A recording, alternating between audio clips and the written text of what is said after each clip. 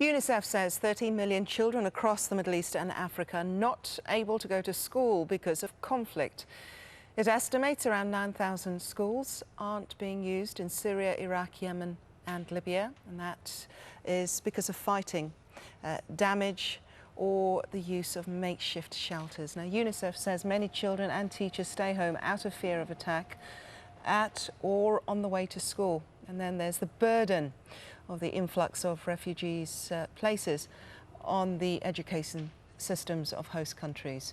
There are more than 700,000 Syrian refugee children in Jordan, Lebanon and Turkey.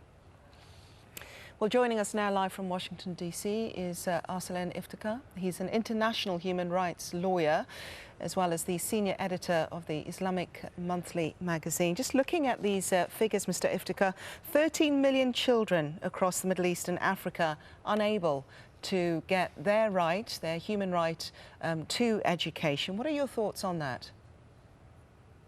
Well, look, Grace, I think it's important to keep in mind that this week, recently, Syria surpassed Afghanistan as the country that warehouses the most number of refugees around the world. And obviously, the rights of children is, something that is sacrosanct in international law. In the 1989 UN Convention on the Rights of the Child, which provides for not only the right to life, liberty, and the pursuit of happiness, but also access to healthcare and education, because it's important to keep in mind if we don't take care of refugee children in Syria and Iraq, we might have another quote-unquote lost generation that has been tragically exemplified by the lost boys in Sudan or the Taliban in Afghanistan who just create mayhem in their societies.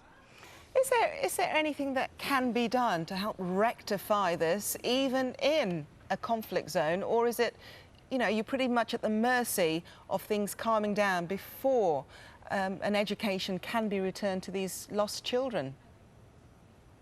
Well, as a prominent human rights lawyer, the first thing that I would suggest is that neighboring countries need to start accepting more refugees from Syria and Iraq. I mean, if you look at Gulf nations, they have not repatriated one refugee yet. I mean, and that's a horrific statistic. I mean, first they need to get into safe haven, and then these refugee camps need to ensure that these children have continuous access to education, self-learning capabilities. Again, we don't want to create entire lost generations here, that could be sucked up by any sort of nefarious elements in these societies. Okay, Mr. Iftikhar, we'll leave it there for now, but thank you very much. My